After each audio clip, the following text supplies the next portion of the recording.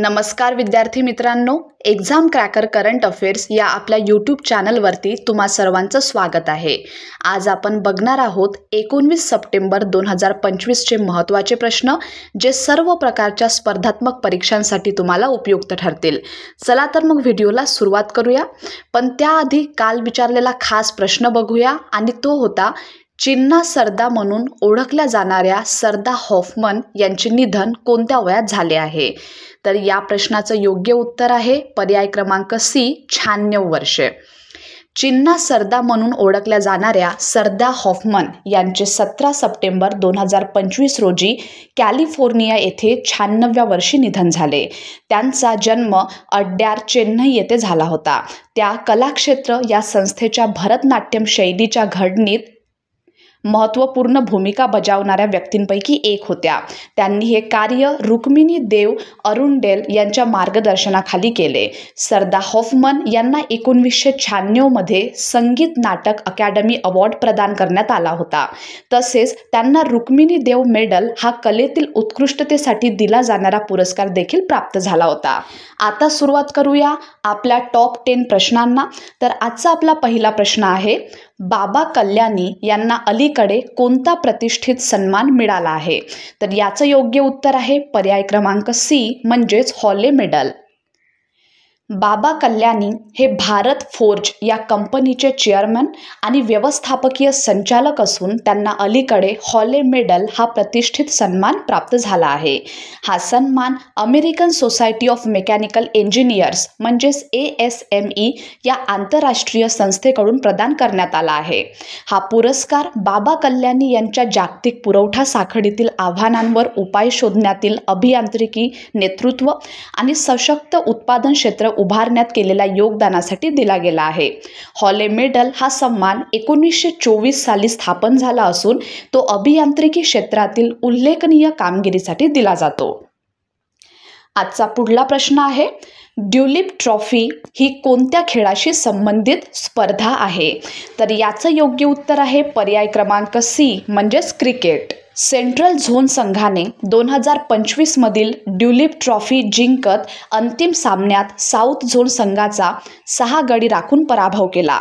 राजत पाटीदार यांच्या नेतृत्वाखाली central zone संघाने 2014-15 नंतर प्रथमच हा किताब जिंकला आणि त्यांनी रॉयल चॅलेंजर्स बँगळुरू संघासोबतच्या इंडियन प्रीमियर लीग म्हणजेच IPL यशानंतर आणखी एक विजेतेपद मिळवले.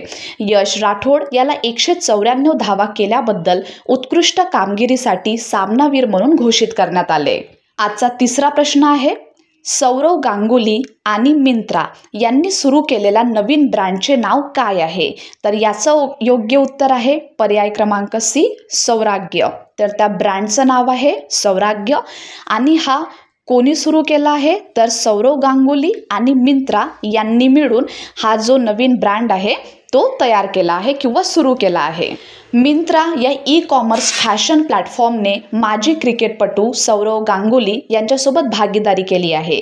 या भागीदारीतून सौराग्य नावाचा एक नवीन बंगाली परंपरेवर आधारित पारंपरिक वस्त्रांचा उच्च प्रतीचा ब्रँड सुरू करण्यात आला आहे. या ब्रँडचा उद्देश पारंपरिक बंगाली सांस्कृतिक सौंदर्य जपणारी आणि आधुनिक फॅशनशी सुसंगत अशी वस्त्रे उपलब्ध करून देणे हा आहे. आजचा चौथा प्रश्न आहे, रवी के मिश्रा यांच्या पुस्तकाचे नाव काय आहे? तर रवी के मिश्रा यांनी जे पुस्तक लिहिलं आहे त्याचं नाव आहे पर्याय क्रमांक सी, म्हणजेच demography, representation, delimitation the north south divide in India. हे त्यांच्या पुस्तकाचं नाव आहे.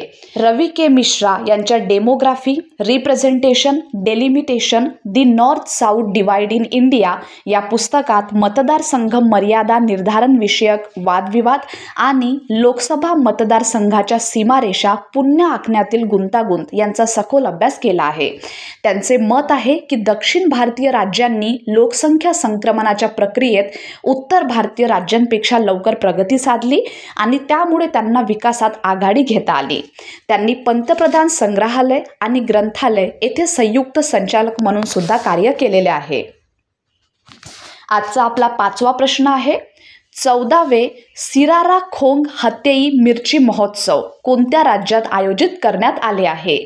या महोत्सवाचं नाव तुम्हाला लक्षात ठेवायचं आहे. कोणतं? तर त्याचं नाव आहे सिराराखोंग हतेई मिरची महोत्सव. आणि हा कोणत्या क्रमांकाचा आहे? तर हा जो महोत्सव आहे तो आहे 14व्या क्रमांकाचा.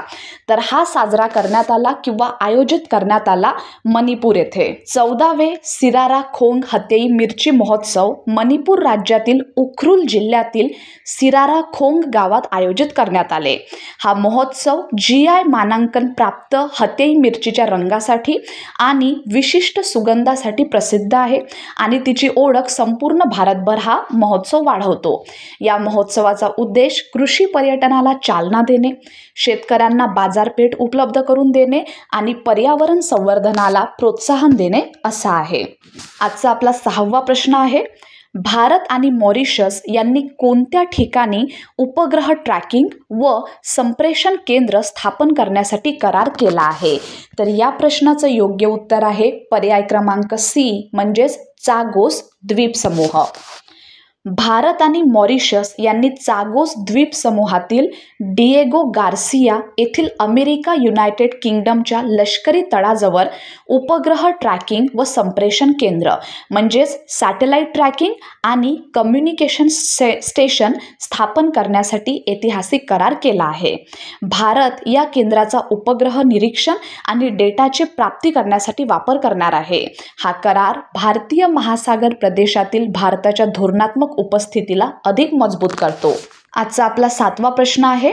भारताने आंतरराष्ट्रीय कामगार संघटनेशी कोणत्या उद्देशासाठी करार केला आहे? तर या प्रश्नाचं योग्य उत्तर आहे आंतरराष्ट्रीय संदर्भ वर्गीकरण प्रणाली. यासाठी ILO आणि भारत यांचा काय झाला आहे? करार झालेला आहे. भारताने आंतरराष्ट्रीय कामगार संघटनेसह म्हणजेच इंटरनॅशनल लेबर ऑर्गनायझेशन स्मरणपत्र मेमोरँडम ऑफ अंडरस्टँडिंग म्हणजे MOU वर स्वाक्षरी करून आंतरराष्ट्रीय संदर्भ व्यावसायिक वर्गीकरण प्रणाली तयार करण्याचा निर्णय घेतला आहे. या MOUचा उद्देश कौशल्यांची जागतिक तुलनात्मक क्षमता सुधारणे आणि भारतीय कामगारांना आंतरराष्ट्रीय रोजगाराच्या संधी उपलब्ध करून देणे हा आहे. आंतरराष्ट्रीय कामगार संघटनेची स्थापना झाली होती 1919 मध्ये आणि त्याचे मुख्यालय आहे जिनेवा, स्वित्झर्लंड येथे. या गोष्टी तुम्हाला लक्षात ठेवायच्या आहे. आजचा 8वा प्रश्न आहे. सॅम्युअल उमतीती यांनी व्यावसायिक फुटबॉलमधून निवृत्ती कधी घेतली? तर याचं योग्य उत्तर आहे पर्याय क्रमांक C 31 वर्षाच्या वयात. सॅम्युअल उमतीती 2018 फिफा वर्ल्ड कप विजेता यांनी 31 वर्षाच्या वयात व्यावसायिक फुटबॉलमधून निवृत्ती जाहीर केली. उमतीतीच्या कारकिर्दीत महत्त्वाच्या क्षणांमध्ये खालील गोष्टी समाविष्ट आहेत.